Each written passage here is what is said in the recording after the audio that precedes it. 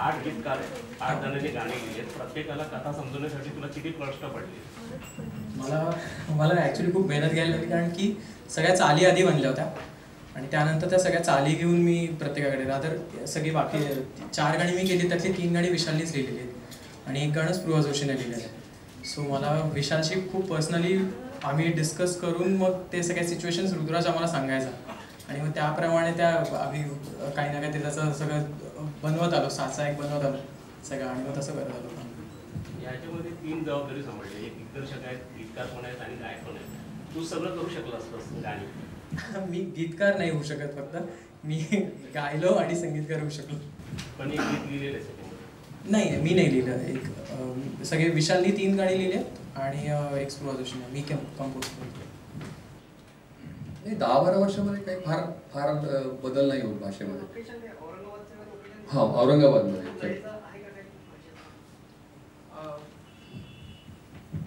काही असं specifically औरंगाबादची film आहे म्हणून असं नाही, जनरल आपण जसं बोलतो एकमेकांशी टोन असं काही सेट केलेलं नाही. पण विष्णू जर त्याचं कॅरेक्टर आहे आणि तो त्याचा बॅकग्राऊंड आणि तो जसा दिलीप काकांनी म्हणजे फिल्ममध्ये आजोबाने त्याला जसं वाढवलंय त्यानुसार त्याची एक बोलण्याची एक स्टाईल, त्याचा डायलेक्ट निर्माण झाला असंच. सो बेसिकली कॅरेक्टर ड्रिव्हन आहे की फिल्म औरंगाबादमध्ये सेट आहे म्हणून तो असं बोलेन असं नाही. तुम्ही मला नाटककार म्हणून परिचित आहात.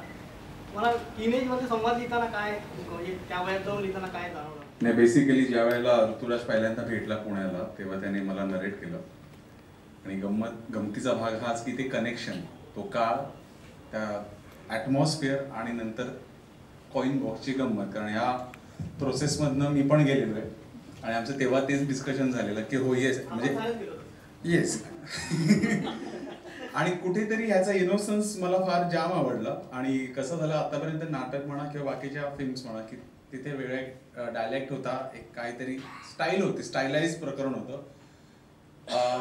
कोलोकियल लिहिणं फार कठीण असतं, तर ते माझ्यासाठी चॅलेंज होतं. आणि बेसिकली त्यांची सायकोलॉजी पकडणं त्या मुलांची किंवा त्या एजची, कारण आता आपण फारच प्रौढ झालेलो असतो या दरम्यान तोपर्यंत, आणि मग ती सायकोलॉजी शोधणं, त्याच्यानंतर हळूहळू मग ते रिलेशन डेव्हलप होणं, यातली गंमत आहे ती.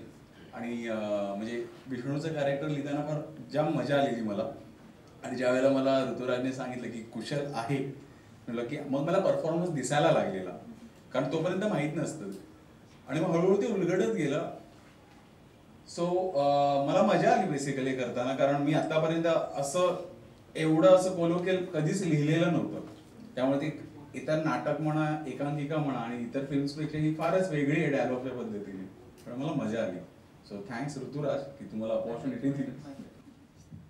सर मला विचारायचं आहे सर तुम्हाला की तुम्ही डिफरंट जनरेशन बरोबर काम केलं आता आणि या फिल्ममध्ये सगळे जनरेशन एकत्र, हाऊ वाज युअर एक्सपिरियन्स? दरवेळेला हा खरंच खूप छान असतो एक्सपिरियन्स. मला स्वतःला असं वाटतं की प्रामाणिकपणे याच्या आधी पण मी सांगितलं होतं की आपली सिनियरिटी जरा घडी घालून बाजूला ठेवायला लागते आणि जर ओपन ह्यानी तुम्ही जर ह्याला सामोरे गेला तर तुम्हाला खरोखरच शिकायला मी एक खोट्या विनयाने नाही बोलत, खरोखरच खूप शिकायला मिळतं. याची ऊर्जा असते, कल्पना असतात, एकूण तिचं ते आयडियाज त्यांच्या वेगळ्या वेगळ्या असतात, संकल्पना, तर हे सगळं शिकायला मिळतं आपल्याला. आणि गिव्ह अँड टेक खूप छान होतो. म्हणजे आता हा शंतनू एक अगदी लहान, शंतनू ऋतिका, त्याच्यानंतर हा अधिक मोठा, हा तर आणखी लहान. आता याच्या मायावरची सीट फार नाही आहेत छोटेसे, पण याचे शंतनू बरोबरच आहेत, पण शंतनू ऋतिका नंतर हा आणि सगळ्यांना हँडल करणारा. आणि उषा नाडकर्णी पण माझ्यावर होती, ती साधारण माझ्याच वयाची असणार, विचारलं दिलं मी पण.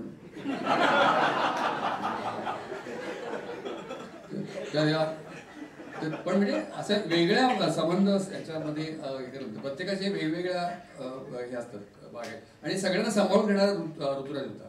त्याच्यामुळे मला खूप मजा आली याच्यामध्ये. आणि मला मी नेहमीच वाटते, मी आपल्याला सांगायला हरकत नाही तुम्हाला, की हा जो एक आंतरराष्ट्रीय स्तरावर सिनेमाला आपल्या मराठी नेणारा जो एक हा आत्ताचा सध्या ट्रेंड आहे, ते लोकांना खूप एक कौतुक वाटतं, आश्चर्य वाटतं की अरे इतक्या वेगळ्या तऱ्हेच्या फिल्म्स, म्हणजे सब्जेक्ट पण, हाताळणी पण, सगळंच इतकं नव्या त्याचं होतंय. तर या सगळ्यांनी ते जे वाटतं ते मला ह्याच्यामध्ये हे सगळं आतून बघायला मिळतंय, म्हणजे त्याच्या सहभागी होऊन बघायला मिळतंय. मी स्वतःला नशिबान समजतो. या सगळ्या अजूनही खूपच लोक काय काय वेगवेगळ्या थीम माझ्याकडे घेऊन येतात, प्लॉट्स आहेत, अमुक आहे, तुम्हाला डोळ्यासमोर ठेवून रोल लिहिल्या म्हणतात, ते खरं नसतं कधी, ते मला कळतं. डोळ्यासमोर वगैरे ठेवून काय रोल लिहिला असलं तरी त्याच्यामुळे हे खूप नवीन अनुभव म्हणून एक फार छान वाटतं मला. आणि हे आतून हा जो बदलता सगळा हा जो एक मराठी सिनेमाचा जो एक प्रकार आहे तो मला अनुभवायला मिळतोय आतून. आता मी आणि आता सुद्धा गेल्या 2 वर्ष मी सिनेमे केले, एक रोल दुसऱ्या रोल सारखा नव्हता. नारबाची वाडी काय, पोस्टर बॉयज काय, विटी दांडू काय, जय जयकार काय, किंवा आणिकोट पोस्टकार्ड वगैरे वगैरे वगैरे, तसं त्यातला मर्डर मिस्ट्री तसं हा आणखी वेगळा सब्जेक्ट आहे. आणि हा फार गोड आहे. याच्यात त्या दोघांची जी लव्ह स्टोरी आहे जी फार चांगली आहे. आणि त्याला हा म्हणजे आजोबा त्या साक्षीदार आहे आपल्या नातवाच्या एकूण पहिल्या प्रेम प्रकरणाला. आणि ह्याने मगाशी ते सांगितलं ह्यानी की ते आता हे कॉईन बॉक्स वगैरे बघायला मिळत नाही, तर मी ते तिथे झेरॉक्स मशीन आणि ते असं तिथे तिथला मी ते चालवतो मी. त्याच्यामुळे लोक काय बोलतात ते माझं एक काम त्यांच्याकडे पण असतो फोनवरून काय बोलतात ते. आणि मी त्याच्याशी तो एक माझ्या नातवाची स्टोरी प्रेम प्रकरण हे पडताळून पाहतोय. आणि त्याचे पण खूप गोड सीन्स आहेत. ते त्याचे लिहिलेले धृतराजनी की त्याचं तुम्ही काही बघितलं असेल गाण्यामध्ये सुद्धा की त्यातलं सत्य आणि स्वप्न म्हणजे त्यातलं फॅन्टसी त्याच्या मनातली आणि सत्यातला हे त्याचं फार छान मजेदार मिश्रण आहे त्याच्यामध्ये गाण्यांमध्ये वगैरे. एवढ्या करताना अनुभव फार छान होता. मला असं वाटतं की दिलीप काका ज्या जनरेशन बरोबर काम करतात त्या जनरेशनचे ते होऊन जातात. आणि आमच्या सेटवर सगळ्यात तरुण दिलीप काकाच होते. आणखी काही आर्टिस्ट आहेत या सिनेमात ज्यांचं नाव घेतल्याशिवाय तो पूर्ण होऊ शकणार नाही. अभिजित चव्हाण, सुप्रिया पाठारे, मंगेश देसाई असे दिग्गज या सिनेमात आहेत. टीनेजर्ससाठी जर म्हणजे 2015तील टीनेजर्स आहेत त्यांच्यासाठी फिल्म पहा. मी पहिले तर हे म्हणेल काहीतरी इन्स्पिरेशन नक्की मिळेल. आपण किती कन्व्हिनियंटली सांगतो ते कुठेतरी पॅशन आपण हरवून बसलोय. नक्कीच आपल्याला स्पेशल समवनला सुद्धा आपण ज्या प्रकारे आता ट्रीट करतो किंवा बर्थडेजला किंवा जनरली आपण म्हणजे स्पेशल कोणी आहे त्यांना स्पेशल कसं करून दाखवतो बर्थडेज वगैरे त्यांना सेलिब्रेट, त्यावेळी एक खूप जास्त पॅशन म्हणजे खूप जास्त प्रमाणातच पॅशन म्हणजे मी स्वतः माझ्या आजूबाजूला अनुभवले. त्यामुळे ते पॅशन कुठेतरी आपल्याला आपल्या या जनरेशनमध्ये हरवलं. आणि त्या मी हाच शब्द वापरेन की passion towards the biggest passion in the world is the passion for love. आणि ते आपण कुठेतरी विसरतो, करिअरकडे खूप जास्ती लक्ष देतो. बट आय थिंक की while chasing your dreams towards a career वगैरे love was always standing besides you. आणि ते तुम्ही कधीच लक्ष दिलं नाही की प्रेम तुमच्या आजूबाजूलाच होतं. आणि ते तुम्ही कदाचित म्हातारे व्हाल, 70-80 वर्षाचे व्हाल, भरपूर पैसे कमवाल, पण तुम्हाला कदाचित त्यावेळी वाटेल की अरे प्रेम कुठे आहे. तर always it was besides you but you never give importance to that. तर ही फिल्म त्याबद्दल आहे. खूप आजोबांच्या थ्रू खूप सांगण्यात आलंय की प्रेम म्हणजे कुठेतरी त्याचा एक सोर्स आजोबा आहे, हृदयाकडे काहीतरी जाण्याचा सोर्स आजोबा आहे आणि तो आज नाहीये. तर 2015चा काळ दाखवताना हे आपल्याला नक्कीच जाणवेल की we have missed that and we want to live that again. असं थँक्यू. मला एक बोलायचं आहे. आज माझ्यासोबत माझा एक मित्र आहे आणि तो मागच्या 2-3 वर्षांपासून मला खूप मोटिवेट करतो, मला काही गोष्टी सांगतो त्याच्या अनुभवातून. आणि या फिल्ममध्ये आय थिंक तो खूप स्पेशल आहे माझ्यासाठी. तर शंकर राज्याध्यक्ष याला मी तर स्टेजवर बोलवतो. आणि I thank you very much from bottom of my heart की तू माझ्यासाठी जे काय इन्स्पिरेशन दिलंस मी आज. त्यामुळे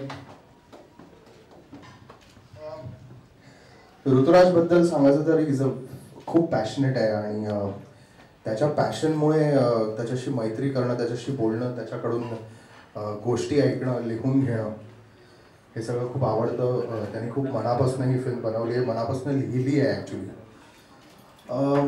आय थिंक खूप सॉफ्ट छान फिल्म आहे. एक ओलावा आहे जो आपल्या सगळ्यांना जाणवेल फिल्म बघितल्यानंतर. आणि तो ओलावा घेऊन आपण थिएटरमधनं बाहेर पडू अशी माझी अपेक्षा आहे सगळ्यांची. आम्ही सगळ्यांना विनंती करतो की सगळ्यांनी हा पिक्चर थिएटरमध्ये जाऊन पाहावा. 21 ऑगस्टला रिलीज होतोय. एवढी सगळी चांगली टीम आहे, एक्सपिरियन्स्ड आहेत, दिलीप काका आहेत, सोने पे सुहागा आहे ॲक्च्युली. सो ही फिल्म नक्की जाऊन पहा. आणि ऋतुराज आणि his entire team all the very best and thank you for the kind words. नमस्कार. मी थोडीशी ते उशिरा आले त्यामुळे आधी काय काय घडलंय मला माहीत नाही, पण एकूण बघता बऱ्याच जणांची ही पहिली फिल्म आहे, बरोबर. So I wish the entire team all the best, me being a part of it. आणि विशेष करून संगीतकारांची ही पहिली फिल्म आहे आणि मी प्रयत्न करते नेहमी जेव्हा काही पहिलंच क्रिएशन होत असतं तेव्हा लॉन्चला येणं माझं कर्तव्य आहे असं मला वाटतं, कारण मी पण कधीतरी पहिल्यांदा गायलेले, मलाही कोणीतरी पहिल्यांदा एक हे चान्स दिलेला गायला आणि आय ऑलवेज रिमेंबर दॅट. कारण नंतर हळूहळू आपण आणखी डेव्हलप होत जातो, पण ते पहिला जो इनोसन्स असतो तो कमालीचा असतो असं मला नेहमी वाटतं. आणि विशेष करून विशालला तर मी खूप पिडलं आहे, जवळजवळ 20 दिवस तो फॉलो करत होता. मी आधी तर नाहीच म्हटलेलं गायला, म्हटलं मला शब्द नीट करून दे असं तसं, खूप पिडलं. पण नंतर त्यांनी मला खूप छान शब्द दिले, पेशंटली त्यांनी माझ्याकडनं काम करून घेतलं. I wish you all the best. बाकी ही गाणी मला ऐकायला आवडली असती, ती मी नंतर नक्की ऐकेन. आणि Rituraj, I must say one thing, मला जेव्हा विशालचा आजच्या फंक्शनचा मेसेज आला तेव्हा मी स्लॅम बुक आणि दिलीप प्रभावळकर हे जे कॉम्बिनेशन वाचलं, I felt this is very interesting. आणि आय एम शुअर की पूर्ण महाराष्ट्राला हा इंटरेस्ट नक्कीच निर्माण होईल की हे नक्की काय आहे. आणि खरंच तुम्ही म्हणालात तसं की व्हॉट्सॲप आणि फेसबुकच्या जमान्यात परत स्लॅम बुकची आठवण करून देणं फार गरजेचं आहे, कारण व्हॉट्सॲप किंवा फेसबुकवरचे मेसेजेस किंवा काहीच कंटिन्यू राहत नाही, सगळं वॉशअवे होतं. पण वयाच्या 70व्या वर्षीसुद्धा कपाटातलं जुनं स्लॅम बुक मात्र आपल्याला सगळ्या आठवणी नक्की देईल. So I wish the entire team again all the best. मी हा पिक्चर नक्की बघणार आहे, तुम्हीही बघा असं मी मीडियाद्वारे सगळ्या महाराष्ट्राला सांगते. थँक्यू. गणपती बाप्पा.